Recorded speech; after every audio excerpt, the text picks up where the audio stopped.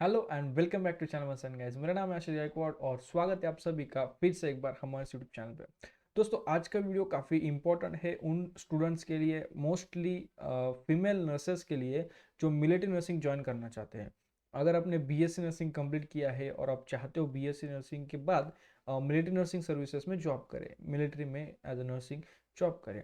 आपका काफ़ी स्टूडेंट्स होते हैं जिनको जो चाहते हैं कि कंट्री को सर्व करें, जो चाहते हैं कि मिलिट्री नर्सिंग में एज अ नर्स ज्वाइन करें। तो दो तरीके होते हैं टू ज्वाइन मिलिट्री। एक तो 10+2 के बाद आप एंट्रेंस एग्जाम देते हो, उसके बाद आप ज्वाइन कर सकते हो।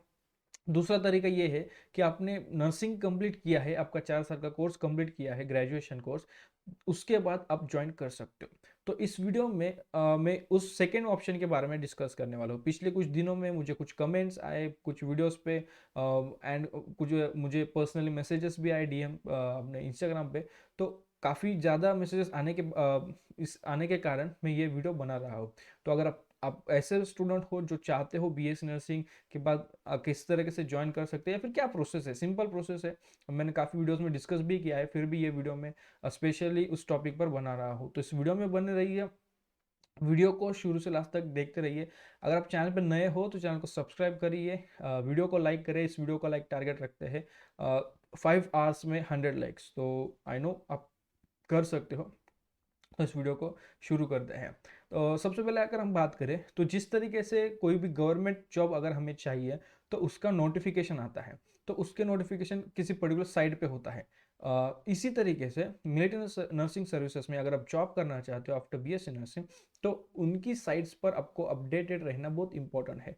तो जो जॉइन इंडियन आर्मी, इनकी जो साइट है, इस साइट पर वो अपने सभी वैकेंसी रिलेटेड सभी जो पोस्ट होते हैं, एडमिशन रिलेटेड हर एक पोस्ट वो वहाँ पर नोटिस उनके डालते हैं। तो टू गेट द नोटिफिकेशन आपको इस साइट पर अपडेटेड रहना पड़ेगा।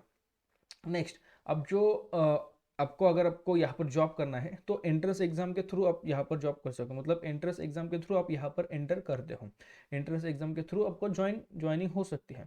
तो जिस तरीके से अदर कोई भी कॉम्पिटिटिव एग्जाम होता है गवर्नमेंट जॉब का, वही वही सेम प्रोसेस है यहाँ पर एंट्रेंस एग्जाम का। लेकिन ये जो एंट्रेंस एग्जाम रहेगी जॉब के लिए, वो आपके बीएससी नर्सिंग 4 साल के कोर्स के मतलब उस पर डिपेंड करेगा।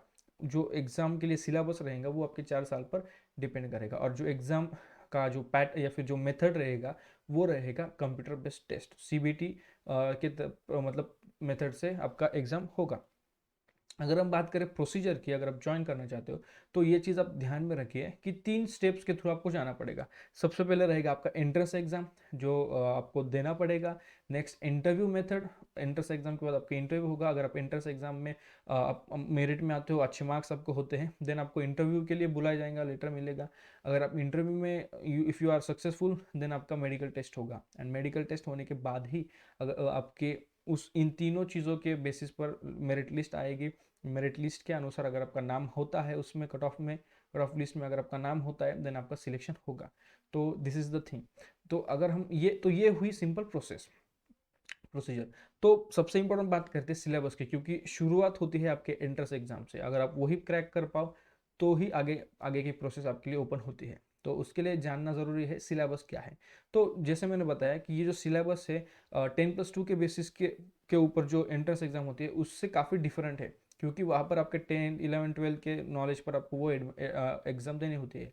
यहाँ पर जॉब के लिए जो एग्ज़ाम आप देते हो वो आपके 4 साल के बीएससी नर्सिंग के जो भी सिलेबस है उसके बेसिस पर रहेगा। प्लस यहाँ पर जनरल नॉलेज होगा, मतलब जनरल नॉलेज के कुछ क्वेश्चंस रहेंगे, जैसे सभी nursing subjects, medical surgical nursing, obstetrics gynaecology, आप कम्युनिटी हेल्थ नर्सिंग पकड़ो, साइकोलॉजी, ये जो भी सब्जेक्ट्स है, first aid, foundation of nursing, mental health nursing, child health nursing, ये सभी सब्जेक्ट्स इंक्लूडिंग यहाँ पर जनरल नॉलेज भी इंक्लूड किया जाएंगे, जैसे स्टैटिस्टिक्स, करंट अफेयर्स जैसे टॉपिक्स भी आपको यहाँ पर पढ़ने होंगे। सो this is the syllabus. Syllabus के लिए मैंने काफ़ी वीडियो बनाए हैं।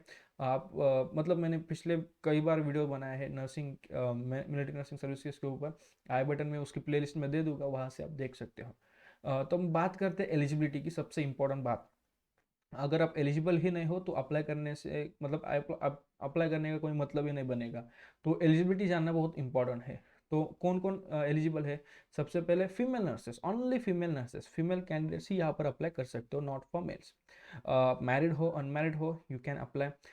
अगर आपने फर्स्ट ईयर मतलब अगर आपने बीएससी नर्सिंग फर्स्ट अटेम्प्ट में ही पास आउट किया है तो ही आप अप्लाई कर सकते हो।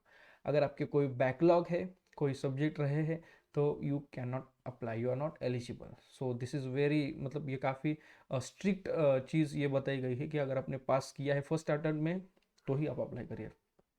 And other important eligibility criteria है कि आपका एज, अगर आप 21 ईयर्स के से 35 ईयर्स के बीच में हो तो ही आप अप्लाई कर सकते हो। सो this is the age eligibility. तो देखो, अगर आपने आपकी एलिजिबिलिटी आपकी है, अगर आप एलिजिबल हो, आपने सब कुछ किया है, आप एग्ज़ाम दी है, पूरी प्रोसीजर फॉलो की है और आपका सिलेक्शन हो जाता है इंट्रेंस के थ्रू, आपका इंटरव्यू के थ्रू और आपके मेडिकल टेस्ट को आप पास कर लेते हो एंड आपका सिलेक्शन हो जाता है, तो क्या? तो जब आप सिलेक्शन आपका होता है तो आपको उस टाइम पे प्री कमीशन फॉर्मेलिटीज के लिए बुलाया जाता है। तो प्री कमीशन फॉर्मेलिटीज आपको कुछ करनी पड़ते हैं, मतलब बॉन्ड साइनिंग प्रोसेस जैसे होता है जो आपको करने पड़ते हैं। उस टाइम पे आपके परफॉर्मेंस के अनुसार आपको सर्विस कमीशन मिलता है। अगर आपका परफॉर्मेंस अच्छा रहा या फिर वीक रहा तो उसके बेसिस पर आपको सर्विस कमीशन मिलेगा। अगर आपका परफॉर्मेंस अच्छा है तो आपको परमानेंट कमीशन मिल सकता है। अगर आपका परफॉर्मेंस थोड़ा ऊंचा नीचे मतलब कम है तो शायद आपको जो सर्विस कमीशन है वो शॉर्ट सर्विस कमीशन आपको मिलेगा। तो आप आपका जो बॉन्ड है वो ख़त्म होने के बाद आप पर डिपेंड करेगा, आपको कंटिन्यू करना चाहते हो तो कर सकते हो, रिन्यू कर सकते हो, आगे कंटिन्यू कर सकते हो। लेकिन अगर आपको लगता है कि 2 साल 3 साल आपने सर्विस किया है, अपने नेशन को सर्व किया है और आप रुकना चाहते हो तो आप वो सर्विस छोड़ सकते हो। तो ये चीज़ आपके लिए है जो आप कर सकते हो। लेकिन मैक्सिमम सर्विस देने की जो है मैक्सिमम जो पीरियड है वो है 14 ईयर्स का। सो ज़्यादा से ज़्यादा 14 ईयर्स तक ही सर्विस कर सकते हो।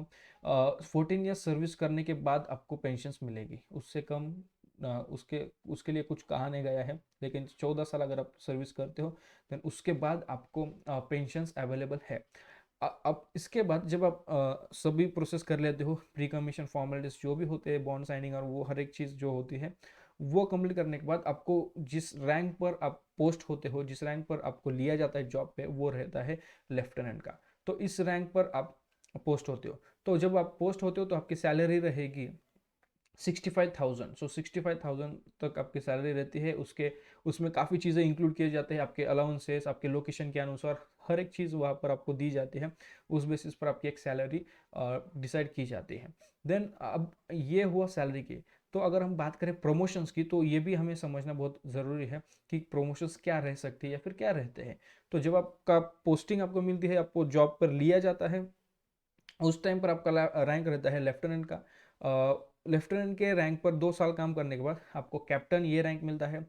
कैप्टन के रैंक पर अगर आप 4 साल काम करते हो, मतलब आपका टोटल सर्विस 6 ईयर्स का होता है, तो उस टाइम पर आपको रैंक मिलेगा मेजर का। जब आपकी सर्विस टोटल 7 ईयर्स की होती है तो लेफ्टिनेंट जनरल का आपको रैंक मिलेगा। अब ये एक इंपॉर्टेंट बात मैं बताना चाहूँगा कि अगर आपको शॉर्ट सर्विस कमीशन मिला है तो शॉर्ट सर्विस कमीशन वालों को सिर्फ मेजर तक ही वो जा सकते हैं। अगर आपको शॉर्ट सर्विस कमीशन मिला है तो मेजर रैंक के ऊपर आपको प्रमोशन नहीं मिलेगा। जिनको परमानेंट सर्विस कमीशन मिला है वो मेजर रैंक के ऊपर उनको प्रमोशन मिलता है। तो मेजर रैंक के ऊपर क्या है, जो शॉर्ट सर्विस कमीशन वाले हैं वो मेजर रैंक पर ही रिटायर होते हैं एंड जो परमानेंट सर्विस कमीशन वाले हैं वो मेजर रैंक के ऊपर जा सकते हैं। तो मेजर रैंक के ऊपर क्या है, colonel, brigadier and major general, इस तरीके से पोस्ट आपको मिलते हैं, प्रमोशन आपको मिलता है। लेकिन हर एक प्रमोशन के लिए आपको कुछ एग्जामिनेशन, एवरी रैंक के लिए आपको एग्जामिनेशन क्लियर करना होता है। जब आप एग्जाम क्लियर करते हो तब आपका प्रमोशन हो जाता है। तो बीएससी नर्सिंग के बाद बीएससी नर्सिंग किसी और यूनिवर्सिटी, किसी और इंस्टीट्यूट में कंप्लीट करने के बाद आप मिलिट्री नर्सिंग सर्विसेज में ज्वाइन करना चाहते हो तो आप ज्वाइन कर सकते हो। उसके लिए ये इंपॉर्टेंट बात है। सबसे पहले हमने देखा कौन से साइट पर आपको चेक करना है, नोटिफिकेशंस आपको चेक करना है, वैकेंसीज आपको चेक करना है, आपकी एलिजिबिलिटी आपको चेक करना है। देन आपको एग्जाम देना पड़ेगा, एंट्रेंस एग्जाम, फिर आपकी इंटरव्यू होगी, फिर उसके बाद आपका मेडिकल टेस्ट होगा। देन उसके बाद आपको प्री कमीशन फॉर्मेलिटीज जो होती है वो क्लियर करनी पड़ेंगी। उसके अकॉर्डिंग आपको कमीशन मिलेगा, आइदर शॉर्ट सर्विस कमीशन या फिर permanent service commission. Short service commission के बाद जो बॉन्ड होता है वो आप ब्रेक कर सकते हो, मतलब बॉन्ड कंप्लीट होने के बाद आप छोड़ सकते हो या फिर आप चाहो तो कंटिन्यू कर सकते हो, दोनों ही ऑप्शंस में। अगर आप परमानेंट होते हो तो आपको प्रमोशंस ज़्यादा मिलते हैं, मतलब आप मेजर जनरल तक आपका प्रमोशन हो सकता है। अगर आपको शॉर्ट सर्विस कमीशन मिलता है देन आप मेजर इस रैंक पर ही आप रिटायर हो जाते हो। मैक्सिमम आपको 14 ईयर्स की सर्विस करने को आपको चांस है, 14 ईयर्स की सर्विस आपको करनी है। एंड 14 ईयर्स की सर्विस कंप्लीट करने के बाद आपको पेंशन्स भी मिलते हैं। सैलरी की अगर हम मैंने आपको बताया 65,000, उसमें काफ़ी अलाउंसेस इंक्लूड किए जाते हैं। आपके लोकेशन, आप कहाँ रहते हो, आप कहाँ लोकेटेड हो, कौन सी सिटी में आपका जॉब है, तो उस पर सभी चीज़ें डिपेंड करेंगी। तो इस वीडियो में बस इतना ही। मैंने यहाँ पर बीएससी नर्सिंग कंप्लीट होने के बाद ज्वाइन करने के लिए क्या करना चाहिए या फिर क्या चीज़ें हैं, सिंपल तरीके से आपको समझाने की कोशिश की। अगर आपको वीडियो पसंद आए तो वीडियो को लाइक करें। अगर आप चैनल पर नए हो तो चैनल को सब्सक्राइब करें। कोई भी डाउट हो आपके तो कमेंट बॉक्स में कमेंट करके आप पूछ सकते हो, या फिर आप मुझे इंस्टाग्राम पर फॉलो कर सकते हो, वहाँ पर आप मुझे डीएम कर सकते हो। मैं ट्राई करता हूँ आपके जो भी डाउट्स होते हैं उनको क्लियर करने का। एक और अपडेट जाते जाते मैं आपको देना चाहूँगा, जो 10+2 के बाद जो MNS में ज्वाइन करना चाहते हैं उनके लिए जो फॉर्म्स होते हैं वो अभी तक रिलीज़ नहीं हुए हैं। ये कहा गया है कि अप्रैल तक आपको रुकना पड़ेगा। Wait till April, the month of April 2022। तो अप्रैल में शायद वो फॉर्म्स रिलीज हो सकते हैं।